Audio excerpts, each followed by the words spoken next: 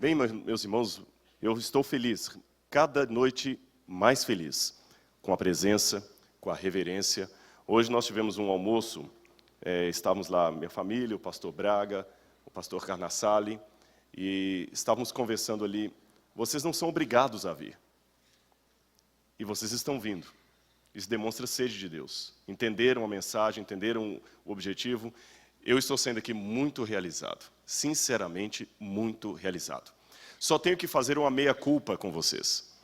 Eu ontem estava me achando aqui o rei da pontualidade britânico-brasileira, que dava-lhe o horário certinho de manhã, pimba, eu estava fazendo oração. Até que o pastor Braga descobriu que aquele relógio está 5 minutos atrasado. Então eu peço desculpas, todos os dias eu estou comendo 5 minutos das aulas aí. Hoje eu procurarei. Não tem problema, né? Não tem problema. Engraçado, o aluno paga e não quer levar, né? Tá bom, pessoal, eu também sou aluno, viu? Sou aluno ainda. Meus irmãos, hoje eu gostaria de comentar com vocês sobre um estudo arqueológico que confirma uma profecia da Bíblia. Só que antes, uma coisa importante, eu tenho que cumprimentar você que está em casa assistindo conosco a Semana de Oração aqui do NASP Campus São Paulo. Nós estamos muito felizes que você esteja aí acompanhando através da internet, na sua casa, e que o Espírito Santo possa estar com você neste momento e que possa tocar no seu coração. Muito obrigado por estar conosco. Como eu estava dizendo para vocês, então, hoje eu quero falar sobre um achado arqueológico que confirma uma profecia da Bíblia. Na verdade, essa pregação de hoje, que é sobre a Porta Dourada de Jerusalém, ela quase poderia ser a pregação central de toda a semana. Primeiro, deixe-me falar com vocês um pouquinho sobre os judeus que não aceitam Jesus como Messias. Vocês sabem, os judeus são o povo da onde Jesus surgiu. Messias é uma palavra muito importante. A palavra Messias, em hebraico, é uma palavra hebraica que nós aportuguesamos. Messias significa o ungido. Eles falam Mashiach em hebraico. Mashiach, o ungido.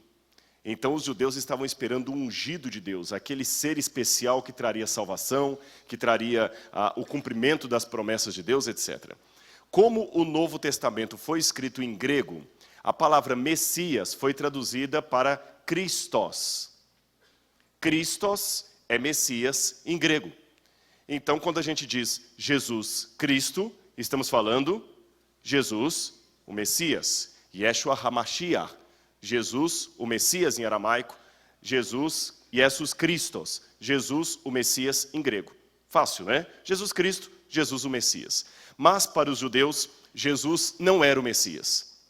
Muitos judeus acreditam que ele era apenas um bom filósofo judeu, nada mais do que isso. Outros vão mais além, dizendo que Jesus era um falsário. A maioria não acredita nele. E muitos já até perderam a esperança de que algum dia o Messias venha. Aliás, para eles é muito importante a vinda do Messias. Alguns judeus, inclusive, aqueles judeus racídicos, aqueles de preto que usam aquele cabelo aqui, já viram? Aqueles judeus mais ortodoxos. Um grupo deles nem reconhece o Estado de Israel. Sabem por quê? Eles argumentam assim, o Estado de Israel só virá quando o Messias vier. E esse Estado de Israel que foi fundado em 47, depois em 48 começou ali, esse Estado de Israel veio pelos socialistas, então não pode ser um cumprimento do Messias. Por isso que você vê às vezes um judeu com Ahmadinejad ali, que é um inimigo do judaísmo. Mas qual o argumento que eles usam para não aceitar Jesus como Messias? Eu vou dar 2 argumentos para vocês. Um deles está nesse livro, The Real Messiah, onde esse rabino coloca o seguinte: a principal objeção dos judeus ao Messias dos cristãos está no fato de que ele falhou, não foi bem sucedido. Em que Jesus falhou? Bom, nós temos essa mulher, Amy Jill Levine, ela é uma doutora em Novo Testamento, ela é professora da Universidade de Vanderbilt, nos Estados Unidos, uma universidade nada conservadora, pelo contrário, muito liberal, e ela é uma judia especialista em estudos judaicos do Novo Testamento. E ela falou o seguinte: o Messias, segundo o Antigo Testamento, é alguém que estabelece a justiça em todo mundo. E quando eu olho em minha janela, o que eu vejo que isto não aconteceu. O argumento dela é o seguinte: se Jesus fosse o Messias mesmo, a Bíblia fala que o Messias estabeleceria a justiça em todo mundo. Mas quando eu abro a minha janela e vejo fome e miséria, eu vejo que a justiça não foi estabelecida. Então o Messias não veio. Como é que eu respondo a esses judeus que não aceitam que Jesus é o Messias? Eu respondo com o próprio documento dos judeus. Você já ouviu falar no Talmud? O Talmud é um dos principais tratados judaicos que nós temos depois do período bíblico. Ele foi composto por mais de 200 anos, começou por volta do ano 70 e vai até o ano 250. O Talmud tem várias passagens ali, tem a Mishnah, tem a Gemara, tem os comentários sobre a tradição dos judeus. E no Talmud, eles sempre escrevem assim. Eu falei alguma coisa errada? Eu vi um... De novo, esse passarinho está vindo, já é a segunda vez que ele vem. Oi? Está assistindo, a natureza está assistindo, muito bem. Venha, passarinho. Às vezes os animais são mais espertos do que o ser humano. Noé fez a pregação lá, os animais aceitaram e se salvaram, o ser humano não. Noé pregou, os animais vieram à frente, o ser humano não. Interessante, né? Eu espero que aqui eu tenha passarinhos e alunos. Amém? Aí professores também, e funcionários, e todo mundo que estiver aí. Bom, pessoal, continuando. Eu falei com vocês que o Talmud era um... Olha, vocês estão rindo? O pássaro pode ser um símbolo da presença de Deus. Uma vez uma pomba apareceu no batismo de Jesus e era Deus através do seu Santo Espírito. Por que eu não posso acreditar nas manifestações de Deus? Eu sou cético demais para duvidar, mas sou acadêmico demais para acreditar em crendices. Então, quando eu acredito é porque tem base. Eu acho que tem coisa que a gente tem que acreditar. Não foi trocadilho acidental, não foi de propósito. Eu sou cético demais para duvidar. Existem coisas que não são coincidência, são providência divina. Eu sou cético demais para acreditar que é coincidência que algumas coisas aconteçam. Mas isso é assunto para uma outra palestra, numa outra oportunidade. Agora, voltando a falar do tratado dos judeus do Talmud, ele sempre escreve assim: o rabino tal comenta que, e o rabino X responde que. No tratado do Talmud, dá a resposta para aqueles críticos de Jesus. Olha o que o tratado diz.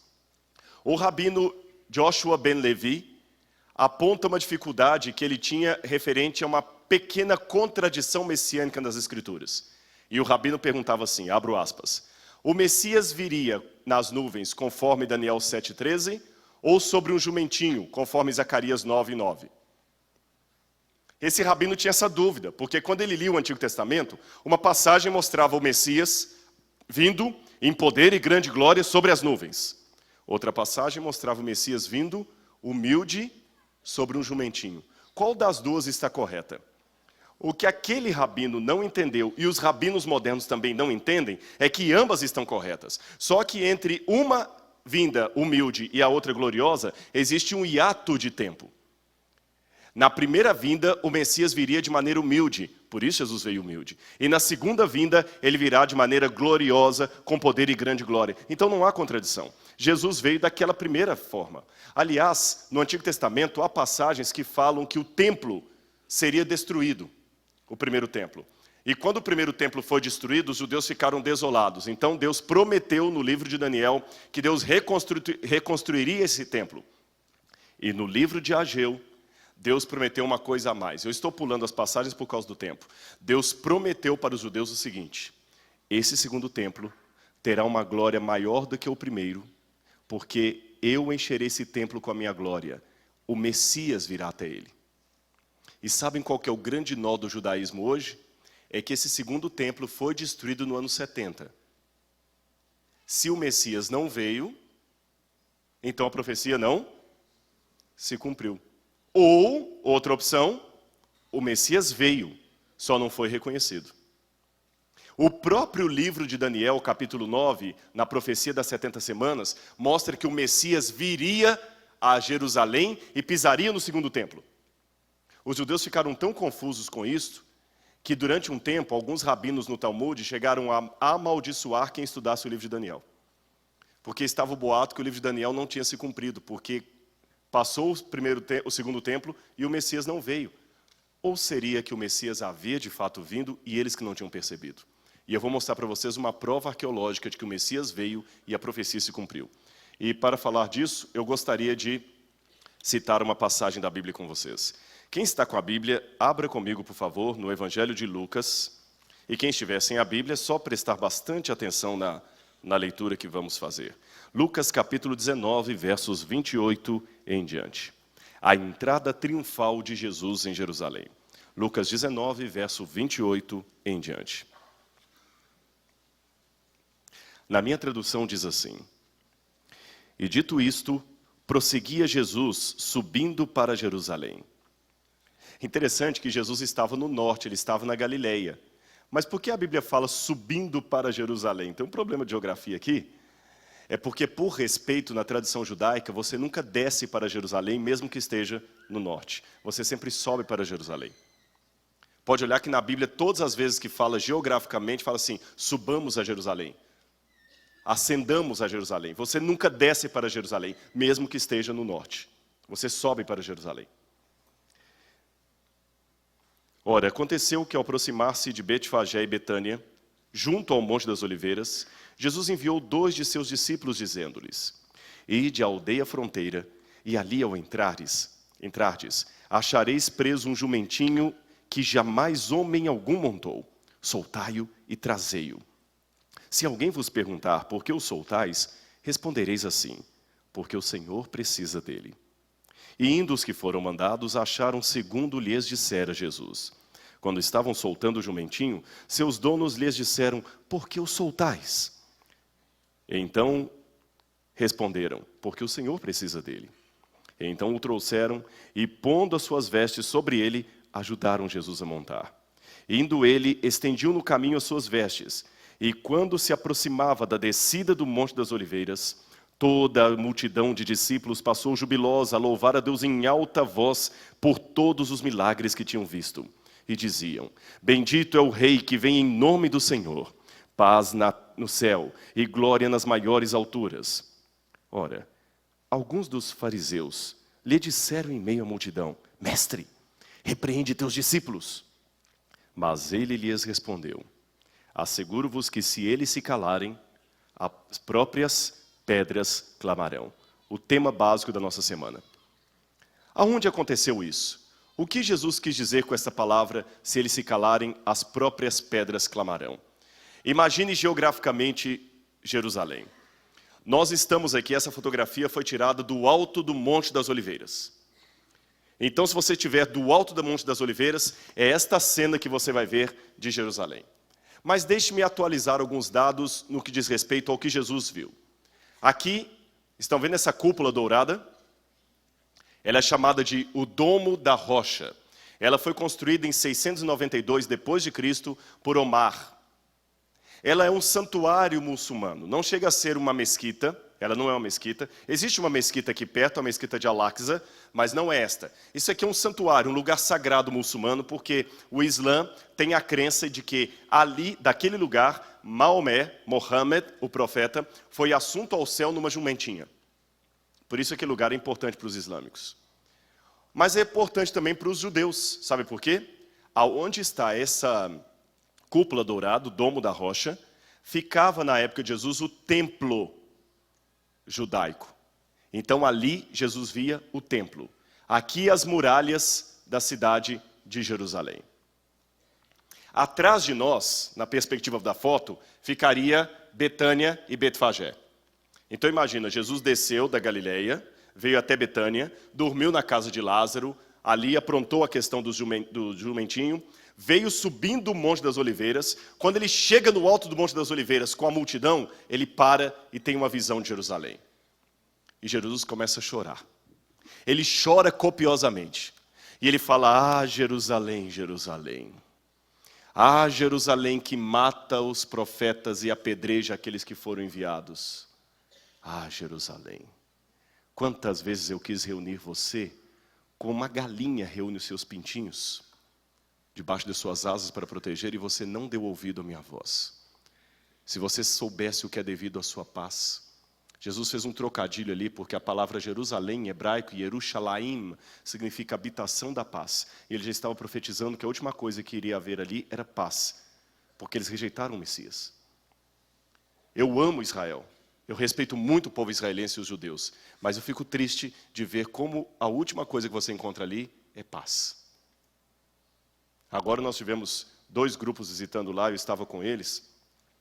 Até nos que levou o grupo, o Vander, da Fly Tour, é membro dessa comunidade aqui. Ele viu e pode testemunhar isso, e as pessoas também. Ali, como qualquer situação, é pânico, é medo, é guerra.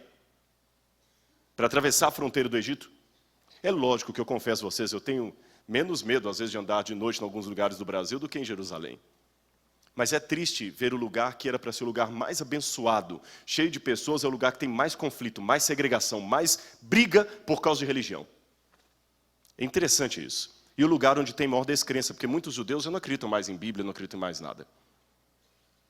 Por que Jesus estava montado no jumentinho? Vou explicar a vocês. Jesus vivia na Galileia, o ministério dele era da Galileia.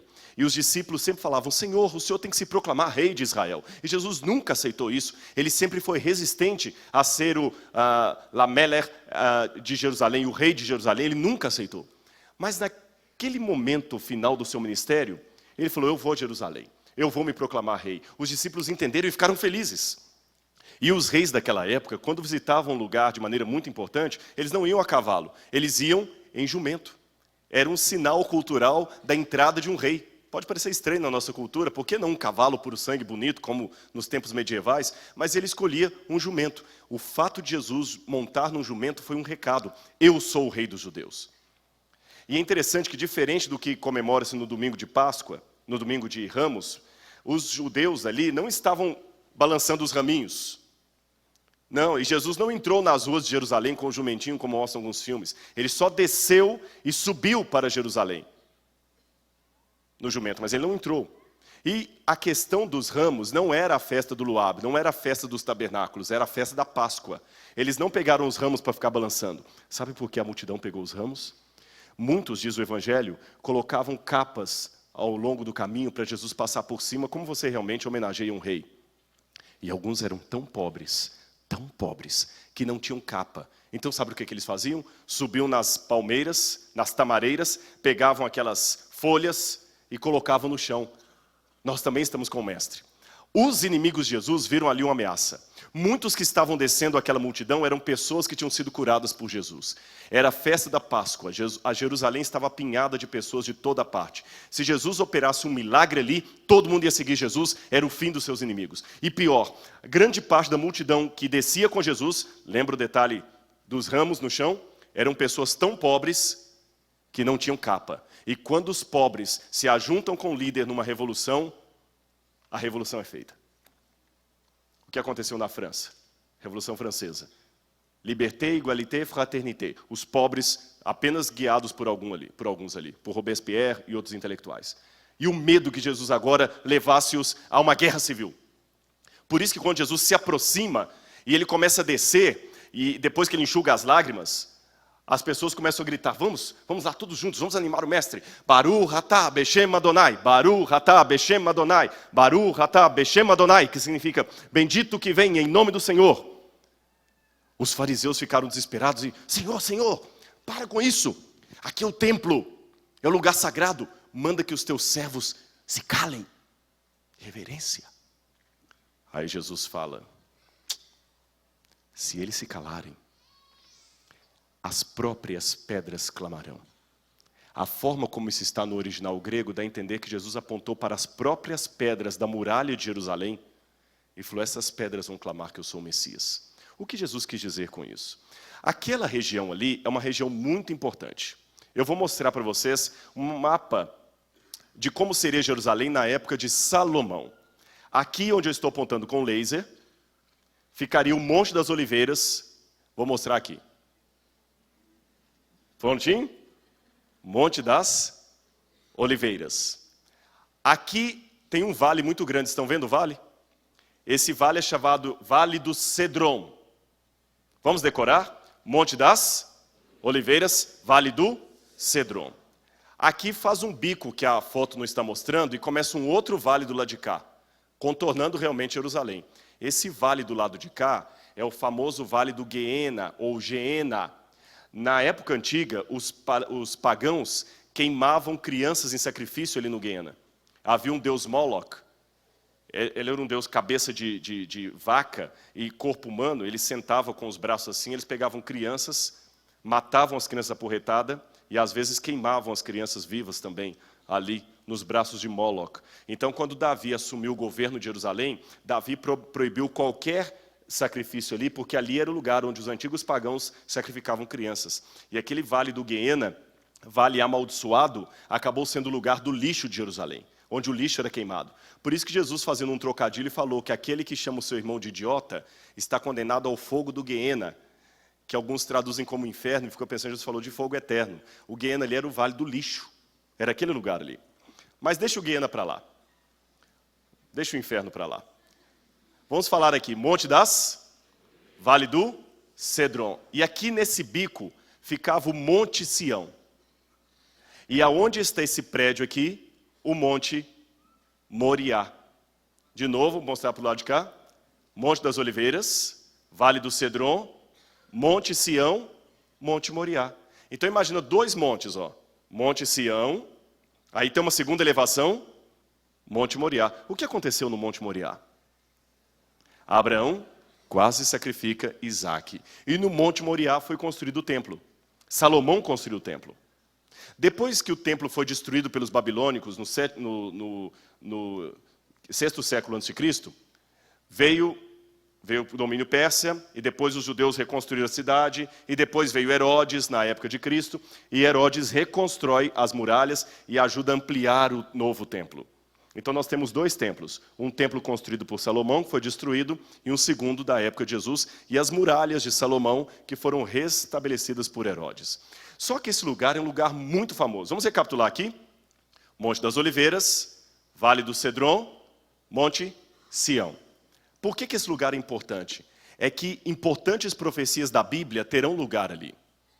Eu não vou ler na Bíblia as passagens por causa do tempo. Eu gosto sempre que a igreja traga a Bíblia e leia na Bíblia. Mas em virtude do tempo, eu vou mostrar as passagens aqui no PowerPoint. Olha o que diz Zacarias, capítulo 14, verso 4 e 5. Naquele dia, estarão os seus pés sobre o Monte das Oliveiras, que está defronte de Jerusalém para o Oriente. Vamos ver isso aqui? Monte das Oliveiras, que está defronte de Jerusalém para o Oriente. Aqui dá o Oriente. Essa parte aqui é o Oriente.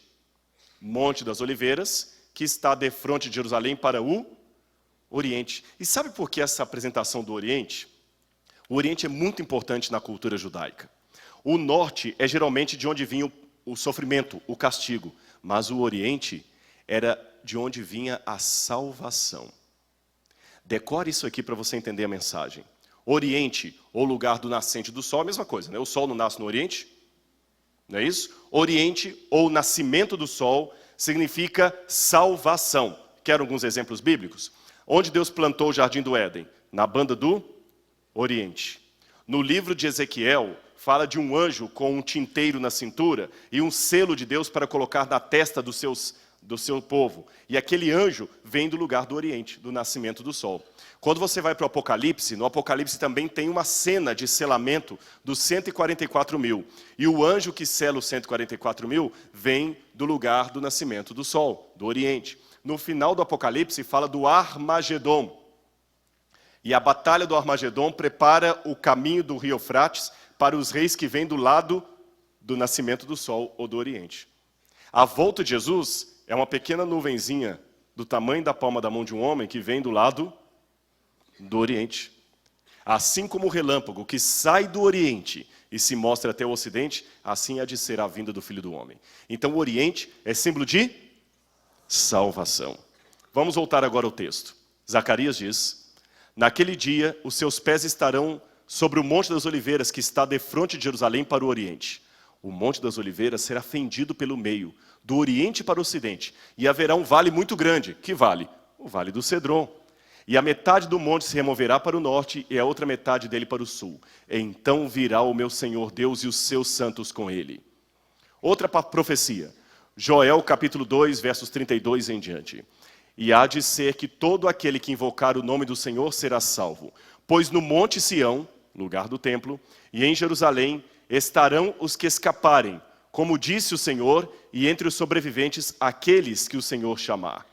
Pois eis que naqueles dias e naquele tempo em que eu restaurar os exilados de Judá e Jerusalém, Congregarei todas as nações e as farei descer. Olha como é que o Vale do Cedron é chamado. Ao Vale de Josafá. Vale de Josafá em hebraico significa Vale do Senhor julga. E ali com eles entrarei em juízo por causa do meu povo e da minha herança Israel, a quem eles espalharam entre as nações e repartiram a minha terra. É curioso que aquele lugar é tão importante que hoje você tem ali uma porta. E essa porta é chamada de porta oriental. Essa porta, estão vendo aqui uma porta? Tem um umbral aqui, em forma de M, ou um número 3 deitado, conseguem ver? Essa porta é chamada de a porta da misericórdia, ou a porta da salvação. Os judeus dão um nome muito importante para ela. Aliás, aquele lugar é tão importante que os judeus acreditam que ali será o julgamento final de Deus. Os muçulmanos também. E os cristãos também. Nós adventistas pensamos assim. Como assim, pastor? Eu nunca ouvi falar disso. Ouviu? Ouviu? Deixa eu falar primeiro dos muçulmanos. Os muçulmanos acreditam tanto que ali será o lugar do juízo último de Deus, que eles construíram em frente da porta dourada, da porta oriental, um monte... O que é isso aqui? Um cemitério. Decora o que eu vou falar para você. Há duas razões por que esse cemitério muçulmano está lá. Eu vou revelar a primeira agora, a segunda só daqui a pouco. A primeira razão é a seguinte: os muçulmanos acreditam que ali será o último juízo de Alá. Então, quem estiver sepultado ali vai ter o privilégio de ressuscitar primeiro. Só que não são só os muçulmanos que pensam assim. Se eu descer aqui a porta oriental, a porta dourada, que vale que eu tenho? Vale do Cedron. Nesse Vale do Cedron, durante muito tempo, na época da monarquia, na época dos reis Ezequias, na época de Jeremias, na época de Zacarias, ali os judeus também sepultavam seus mortos. Tanto é que tinha uma técnica, eu até falei com o pastor Braga, eu vou explicar aqui um dos títulos do livro do pastor Braga, sobre ossos dançantes. Com certeza esse livro é baseado na profecia de Ezequiel, que ele fala, ó ossos, profetiza aos ossos, e os ossos começam a dançar, o vale de ossos secos. Conhece essa profecia? Havia o seguinte, o túmulo era feito da seguinte maneira, havia um corredor, mini corredor, e esse corredor tinha várias salas. Quando a pessoa morria, eles colocavam a pessoa, era numa rocha que eles cavavam esse túmulo, eles colocavam o corpo deitado ali. Fechavam a rocha. O corpo ficava ali por 1 ano. Depois eles abriam a porta e só havia ossos. Eles pegavam esses ossos e jogavam nesses lóculos que havia do lado. E o que havia dentro daquele porão? Outros ossos, de outras pessoas que morreram. E eles costumavam dizer, hoje o morto encontrou os seus mortos. Ou os mortos sepultaram o seu morto. Que é tudo para ali. Isso era realmente um vale de ossos secos. Lembra que uma vez na Bíblia diz que colocaram um corpo do profeta Eliseu e um moço foi colocado ali, ele tocou no osso do profeta Eliseu e ressuscitou? É por causa disso, os ossos ficavam ali, vale de ossos secos. Por isso que Deus dá a visão ao profeta, profetiza esses ossos para que voltem à vida. Tudo ali no Vale do Cedron. Porque eles acreditavam que ele era o lugar do juízo final. E hoje, se eu descer aqui, atravessar o Vale do Cedron e subir ao Monte das Oliveiras, o que eu tenho lá? Um enorme cemitério judeu. Por quê? Mesmo motivo dos muçulmanos. Os judeus acreditam que ali será o juízo final, então eles esperam ressuscitar primeiro. E alguns cristãos também fazem aqui perto dessas árvores um cemitério cristão também esperando. Eu, como adventista, deixa-me falar, há muitos não adventistas aqui, deixa eu explicar como é que a gente acredita. Eu acredito na ressurreição final. Como diz no credo, acredito na ressurreição dos mortos. Mas eu não creio que eu precise estar sepultado em Jerusalém para ter uma ressurreição especial. Se o meu corpo for triturado depois de morto, virar pó e ser espalhado no mar, não haverá problema. Deus consegue reunir cada molécula, cada átomo e juntar o meu corpo glorificado de novo, não tem problema. Essa crença eu não partilho com os judeus e muçulmanos. Mas eu acredito que ali será o lugar do juízo último de Deus. Por quê? Segundo o Apocalipse, depois do milênio, a Nova Jerusalém descerá do céu. E o livro de Zacarias, que acabamos de ler, mostra que será ali que a Nova Jerusalém vai descer. E o livro O Grande Conflito também menciona isso. A Nova Jerusalém, depois do milênio, vai descer justamente no Monte das Oliveiras, que ele vai fender, vai fazer um vale, e ali a Nova Jerusalém vai descer. Então vai ser aquele lugar do último juízo, porque dali Deus vai dar a ordem para que caia fogo do céu e consuma a terra. Entenderam que eu não falei novidade nenhuma, que você já sabia disso? Então ali é um lugar importante. Mas deixe-me falar da porta oriental. Aqui está a maquete do templo como Jesus viu, que hoje está destruído. Aqui tem a fortaleza Antônia dos romanos que vigiavam os judeus no templo. Jesus desceu e subiu. E essa porta que eu estou apontando aqui, vou apontar do lado de cá, essa porta aqui é a porta dourada, ou porta oriental. Interessante que os judeus a chamam de Sha'ar Rahakmin, ou porta da misericórdia. Os muçulmanos chamam de Tarbah, que significa também porta da misericórdia. Por que a gente chama de porta dourada, ou porta de ouro? Foi um erro de Jerônimo, que ao traduzir a Vulgata Latina, ele confundiu duas palavras em latim e grego. Ele confundiu a palavra aureus com horaia, que significa bela. Pensou que era a porta formosa e acabou traduzindo por a porta dourada, e o pessoal fazendo uma confusão acabou chamando de porta dourada, Golden Gate. Mas não é porta dourada. É a porta oriental ou porta da... Não entendi? Misericórdia.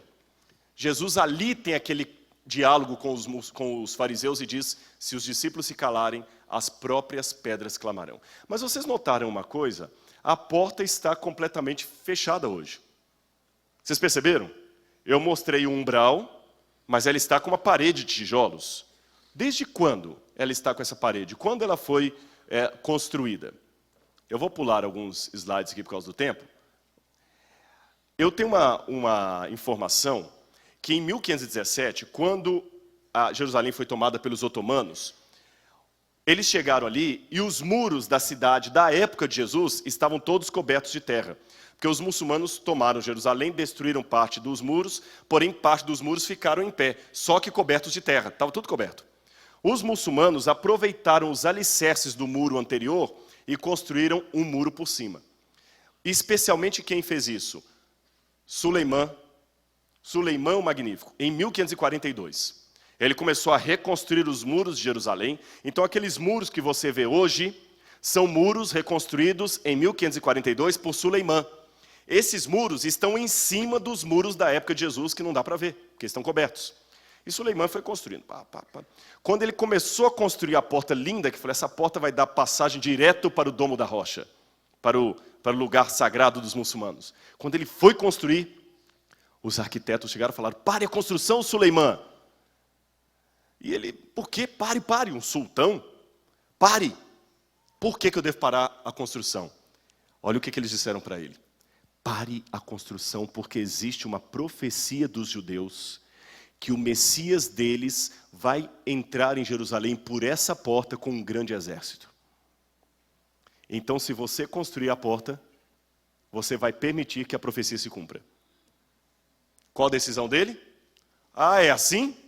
Mandou tapar de tijolos de cima e embaixo. Ela nem foi inaugurada. Por isso que ela está fechada até hoje.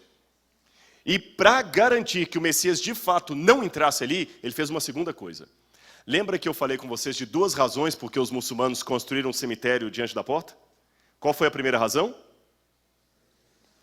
Ressuscitar no dia do juízo final. Segunda razão. O Messias, segundo a crença dos judeus, ele é rei e sacerdote. E segundo os métodos de purificação do judaísmo, um sacerdote não pisa em cemitério, senão ele fica impuro. Então, colocando um cemitério ali, ele impediria que o Messias, sacerdote, pisasse ali. Por isso que até hoje você tem a porta fechada e o cemitério. Agora, isso foi Suleimã. Eu falei que isso foi construído em cima de outra porta, de outra muralha. Será que existe outra muralha aqui embaixo? Existe sim. Vou mostrar para vocês. Interessante que aqui são fotos tiradas de trás da porta dourada, da porta oriental. Lá está o Monte das Oliveiras. Hoje, eles não deixam a gente nem chegar aqui. Eles não deixam escavações serem feitas aqui.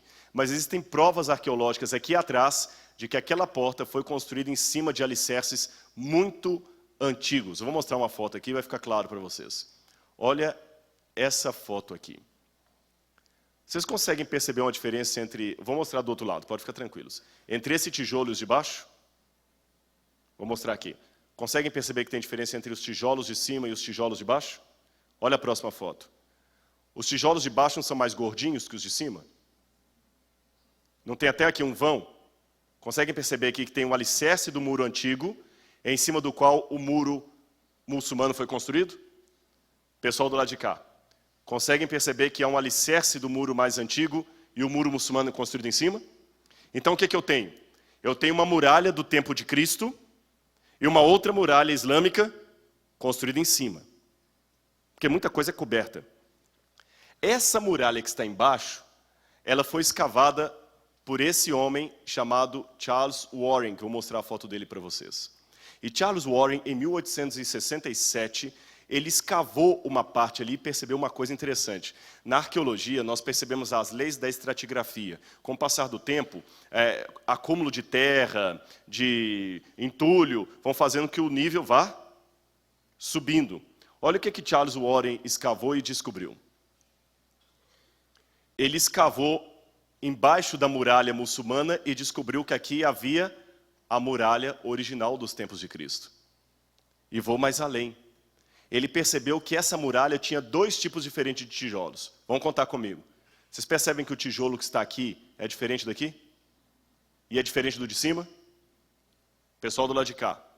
Percebem que o tijolo que está aqui é diferente desse e diferente do de cima? O que hoje arqueologicamente nós deduzimos? Havia uma muralha construída por Salomão, que foi parcialmente destruída por Nabucodonosor. Depois veio Herodes, reconstruiu as muralhas, ajudou, Neemias já havia reconstruído as muralhas de Jerusalém, mas com outros contornos. Herodes pegou restos da muralha da época de Salomão, que passou pela época de Neemias, e aumentou aquela muralha. Aí você pode perguntar, por que a escavação parou aqui? Está notando que foi escavando e parou aqui? Se eu continuasse escavando, onde vocês acham que eu daria?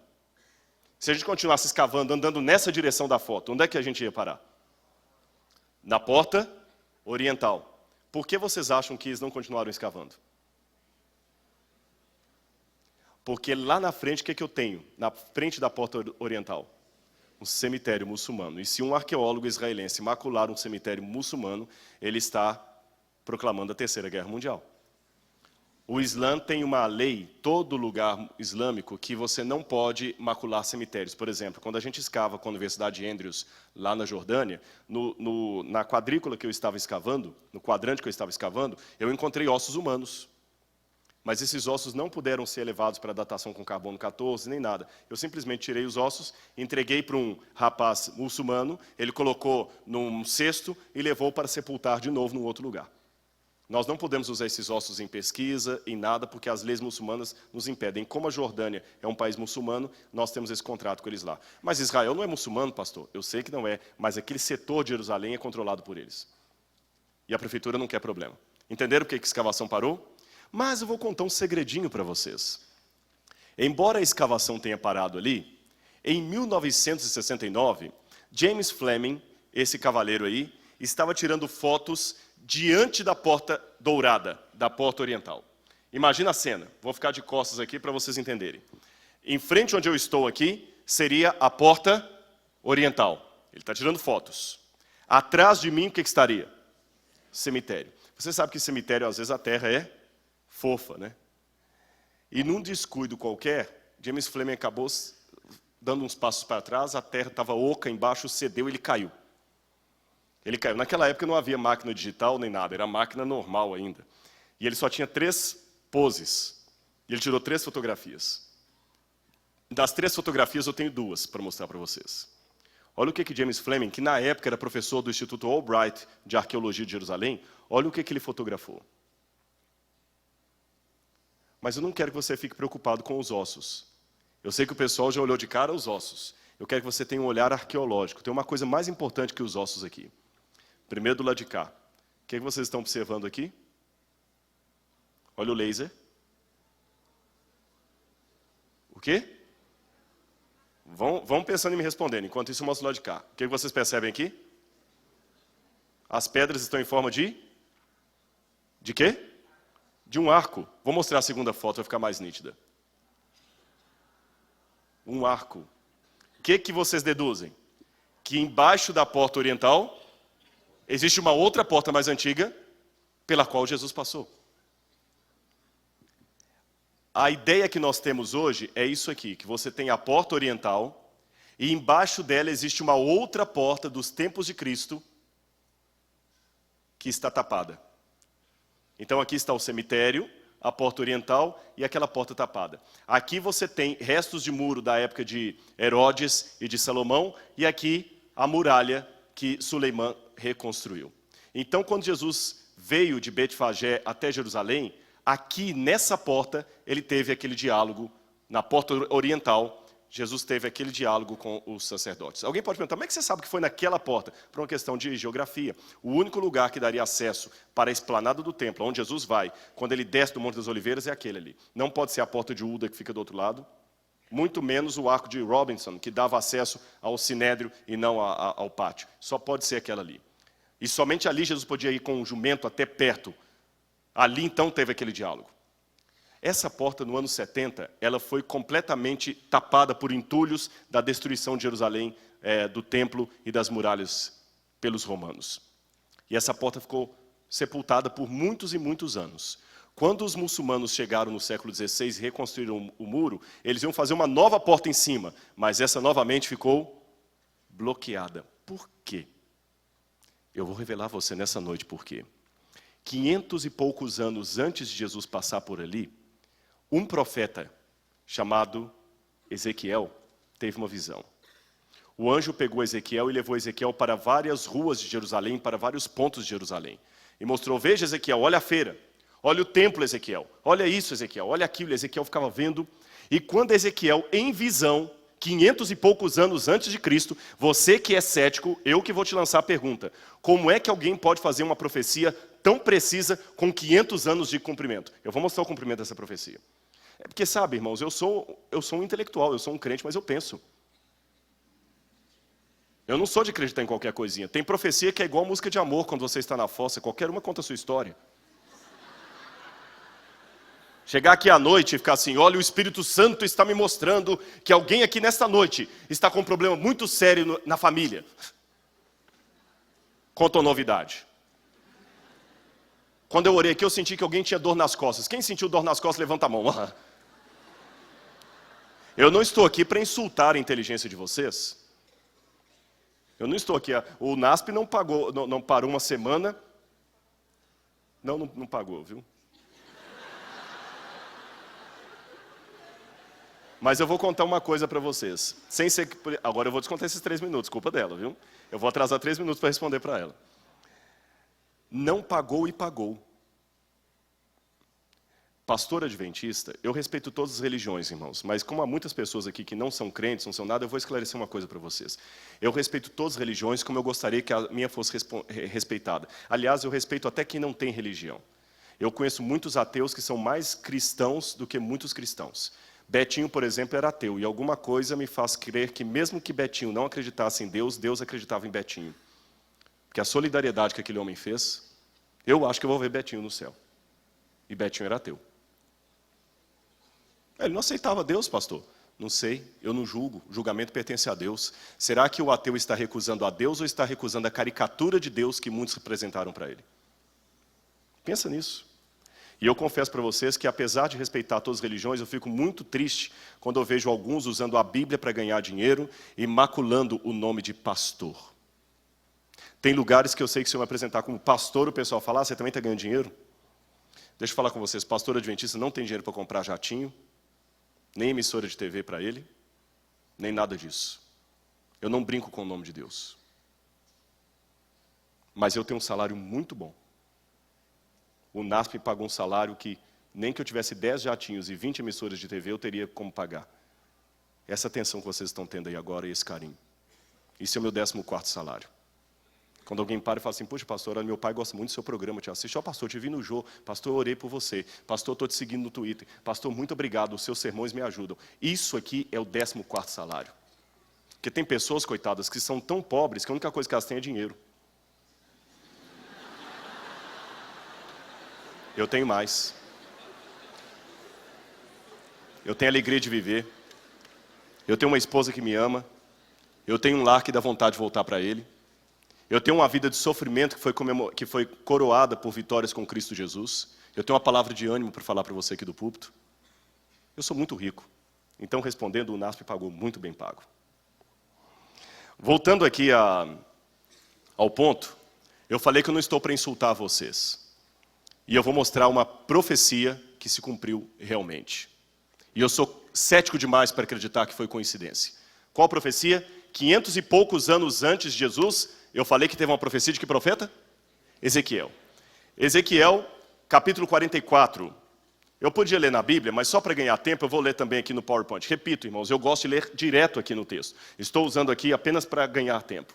Olha que, lembra o contexto? O anjo pegava Ezequiel e mostrava partes da cidade. Quando Ezequiel passou com o anjo em visão pela porta oriental, a porta da misericórdia, que mostra a salvação, a porta estava fechada. Aí Ezequiel ficou em pânico. Se a porta está fechada, então não haverá misericórdia, não haverá salvação. E o pior, no hebraico não tem tempo verbal, tem modo verbal. Na forma como está descrito no hebraico, diz que a porta estava fechada com violência. Assim diz o texto. Então o homem me fez voltar para o caminho exterior da porta do santuário, a qual olha para o oriente, é a porta oriental. A qual estava fechada. Disse-me o Senhor, esta porta permanecerá fechada, não se abrirá, ninguém entrará por ela. Aí Ezequiel falou, então a salvação não veio. E Deus falou, calma, sabe por que ninguém passará por ela, Ezequiel? Porque o Senhor, Deus de Israel, entrou por ela, por isso permanecerá fechada. 500 e poucos anos depois disso, Jesus vem num jumentinho por essa mesma porta que ele viu em visão, que Ezequiel viu em visão.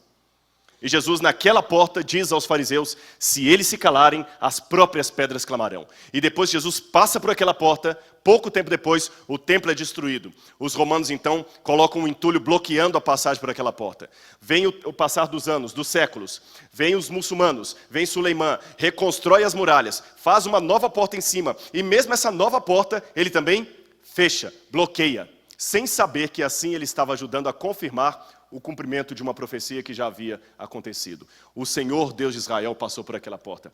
Por isso que se você for a Jerusalém hoje, meu irmão, você vai ver esta porta fechada. Um testemunho silencioso, porém vivo, de que o Senhor, Deus de Israel, passou por ali, que a profecia não é um engodo, que Deus existe, a Bíblia é a palavra de Deus, Jesus passou por ali.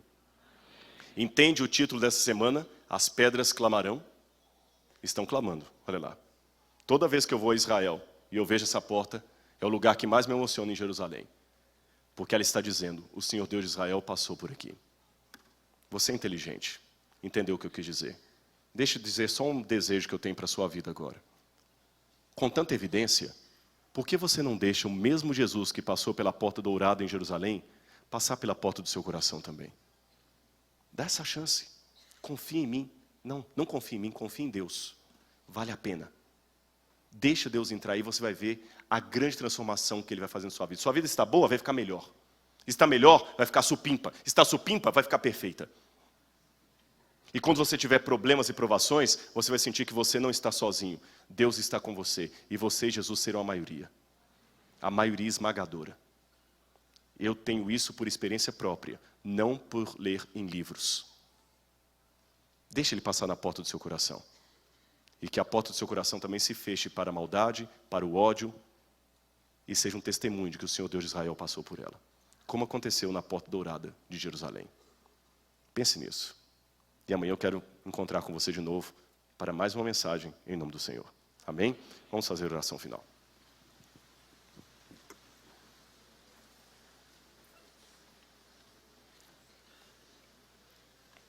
Obrigado, Senhor, porque nós temos tantas evidências históricas, arqueológicas e lógicas que testemunham que o Senhor realmente nos deu uma revelação através da palavra escrita e através da palavra encarnada, Jesus Cristo. Queremos conhecer mais, Senhor, dessa palavra. Queremos conhecer mais dessa mensagem. Queremos conhecer mais deste Messias. Esse Messias que veio a Jerusalém e prometeu nos levar um dia com Ele para a nova Jerusalém, a mansão celestial. Enquanto esse dia não chega, Senhor, perdoa as nossas faltas e pecados e abençoa cada um agora, e também os nossos entes queridos por nós aqui representados. Eu te peço não em meu nome, mas em nome de Jesus. Amém, Senhor. Uma boa noite, que Deus abençoe a cada um de vocês.